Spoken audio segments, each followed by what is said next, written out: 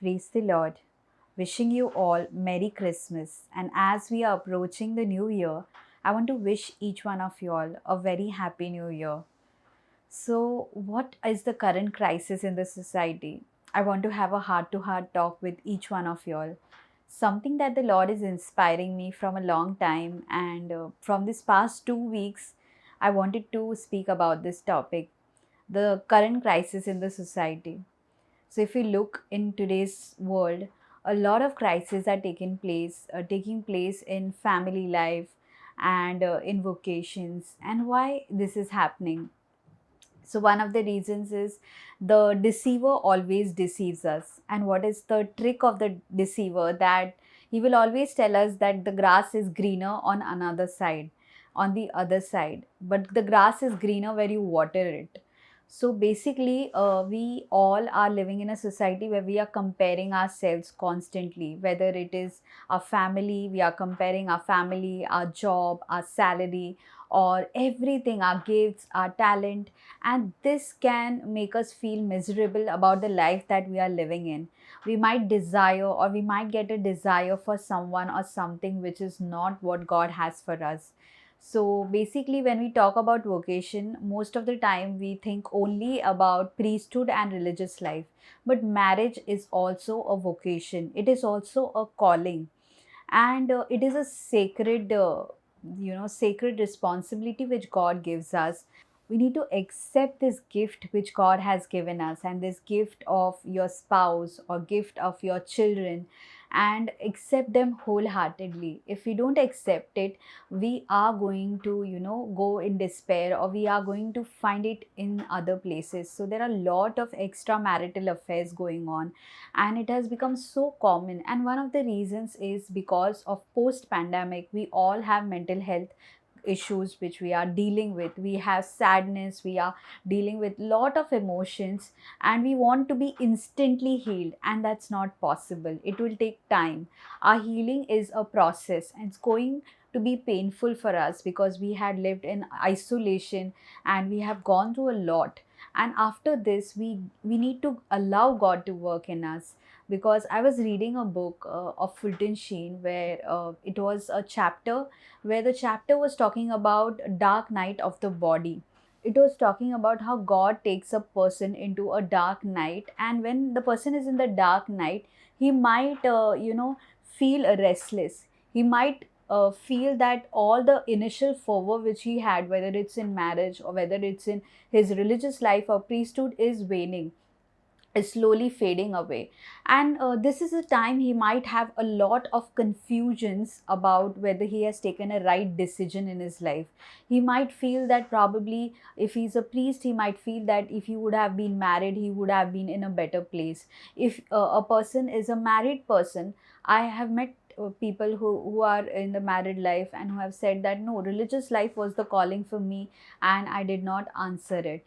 And some of the single people are in this season thinking that their life is not yet started. Only when they get a spouse in their life, or only when they get a vocation, they will have meaning in life. And therefore they are just waiting without, and the waiting is very passive waiting and not an active waiting.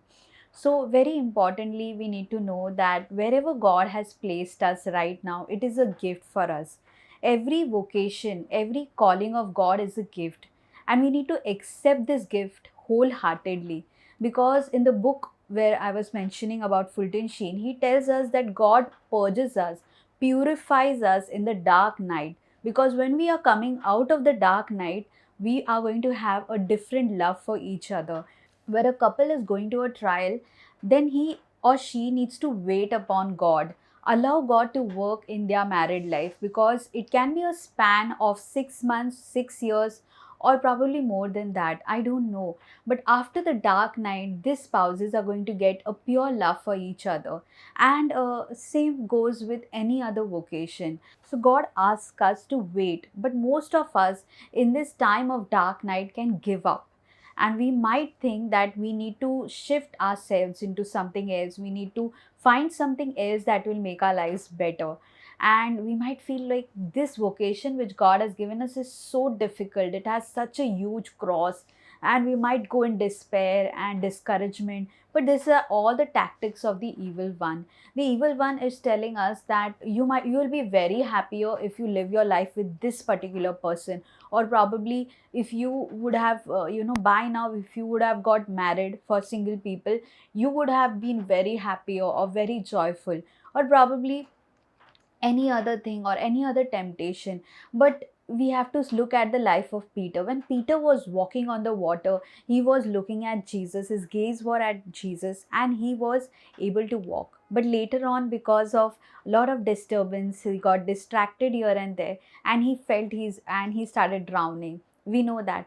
That's how, even in life, when we have been blessed by God, we walk very perfectly, like looking at God. But at times when we are distracted by things around us, we might also be drowning, and that can be having a lot of doubts about what vocation we are, or where we are supposed to be, or this is right or that is right. And this is the time, friends, we need to accept God's call for our lives. Whatever calling God has given us, it is a gift. We cannot take it for granted. We have to be grateful about it. It has its own pros and cons, but every vocation has its own pros and cons. And believe me, everyone has their own challenges, because cross is a reality. We cannot escape the cross is everywhere, suffering is everywhere. However, when we are with God, there is a lot of grace, and this grace comes when we don't rebel, when we accept the cross that God is sending our way. And that is very important. So whenever you have a temptation is when you feel that this person is far more good, or this person is far more better, or my life would be more better if I would have been here or there. But remember that in the present moment where God has placed you, he has a plan for you over there, and he wants you to accept the situation, allow your mind and heart to be healed over time, and not be distracted by all that is around us, or not to be worried and discouraged, allowing God to work in his time. And society will keep telling us that if this would have been in your life, you would be much more happier, much more joyful. Happiness is a choice. It is something that we choose for ourselves. We can be content even in small things and little joys of life. And that can only happen when our relationship with God is in tune. We are in tune with God. Basically, our vocation is to love, our vocation is to be a saint. So when we have this vocation in mind, God knows by which path we can be a saint, whether it's a married life, whether it's priesthood, whether it's religious life, or whether a single consecrated person, anything which God has called us for. It is very important when we are confused about things to make a discernment retreat, and we need to discern our vocation. Those who are single and who are confused about life, at times we are scared that what might God might call us in one of the vocation, and we don't want to go there, but later on regretting. It's better that first, before that itself, we be clear, like our conscience is clear, and we know what God has for us. I did my own discernment retreat, and it was such a wonderful retreat for me. And believe me, when God has a purpose for us, but whatever God has called us for, there is the place where God is making us grow. There is a place where God is making us bloom. There God is going to do wonders for us, and we have to persevere and dig in that same place, rather than having multiple targets and multiple things going around in our life. Because if one thing is not working, we start digging somewhere else, we start going somewhere else, we start talking to somebody else, so we are so distracted. But when God has given us one thing, one particular person, we have to love that person authentically. We need to forgive if that person has made any mistakes, because we all are human beings, we all are going to make mistakes. And we need to allow God to change us in that dark night, because after the dark night will come the glory, where you might experience a more renewal of love, whether it's for whether it's for God and for people, both of them. And we need to persevere. Perseverance, patience and focus is very, very important in this new year. Instead of because Jesus said that if you drink of this water, you'll be thirsty again.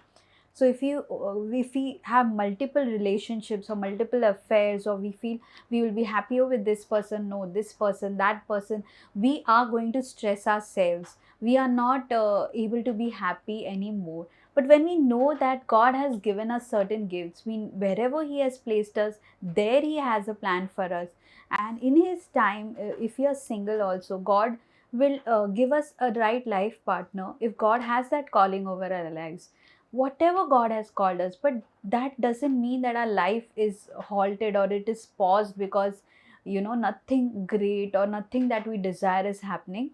Instead, even in this quiet time God is working, we need to be aware of His presence, be aware of what God has for us, be grateful for the gift of our vocation, not to take it for granted, not to take anything for granted, because everything that God has given us is a gift. Believe me, I have met people who were envious about single people, thinking that, oh, you have so much of freedom, you can serve God 24 by 7, you don't have much responsibilities. And then I've met single people also who feel the desire to have a companion, the feeling of loneliness, or the feeling of not being accepted by the society, because society sometimes respects you and it is a status symbol that you have a family, you have somebody in your life. And at the same time, when you are in priesthood or religious life, you might feel that this life is full of crosses, this life is full of pain. However, everybody has a cross, everybody has their own pros and cons, and God is not asking us to shift our minds here and there, but God is asking us to be happy in the place where we are, accept things as they are, and believe that God is with us and God has wonderful plan for our lives. And we should not give up, and we shouldn't doubt what God has in mind for us. We cannot be wiser than God. And if God has given us a vocation, God is going to use us in that vocation. Patience, perseverance, focus, believing that God has placed us for a reason over there. And this dark night is not for us to be discouraged, but to believe that in this dark night there is something beautiful happening, which is beyond our thinking, which is beyond our comprehension. We cannot understand it, but God is certainly working in us, certainly is doing something wonderful in us. And let's stick to it, endure, and let's forgive people who have hurt us, because sometimes rejection by a loved one can make us fall into this. Sometimes lust can be a product because we are not transparent enough and sharing with people or having heart to heart conversations. Because of that, we might feel intimacy, feel loved in a different way. And that's the reason, very importantly, we need to be healed of our wounds of rejection. We need to forgive people, and we need to also accept whatever God has for us wholeheartedly right now in this season. In the next season, probably, if you're single, God may call you for something else. But if you already know what your vocation is, then no doubts or no kind of distraction should lead you away from God. But be where God has placed you, and you will bloom over there if you persevere with patience, believing, trusting, having faith in Jesus Christ. Thank you. God bless you. Bye bye.